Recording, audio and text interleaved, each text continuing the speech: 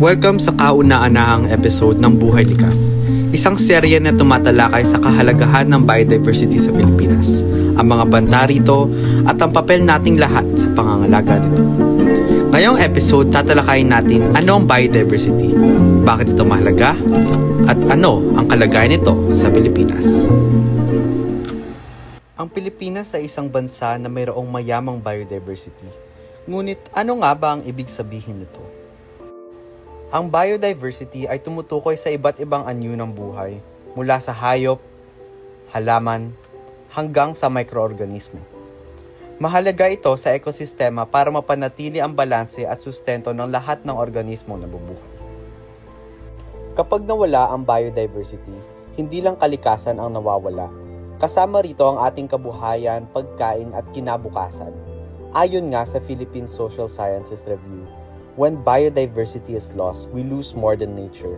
We lose livelihoods, food sources, and the future of generations to come. Bagamat ang Pilipinas ay isa sa mga mega-diverse countries sa mundo, maraming species dito ang nasa bingit ng pagkaubos. Halimbawa na rito ang Philippine Eagle, kung saan patuloy na nanganganib dahil sa pagkawala ng tirahan, dulot ng deforestation at illegal na pangangaso. Kapag nawala ang biodiversity, meron itong tatlong pangunahing epekto.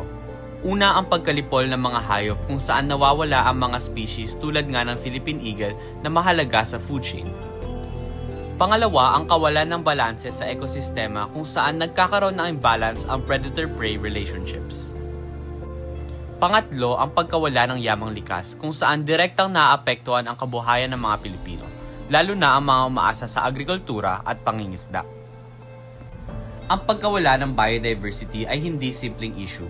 Ito ay salamin ng ating ugnayan sa kalikasan. Kung patuloy itong papabayaan, maaaring mawala rin ang ating pagkakilanlan bilang mga Pilipino. Panahon na para kumilos, kilalanin, pangalagaan at ipaglaban ng ating buhay likas.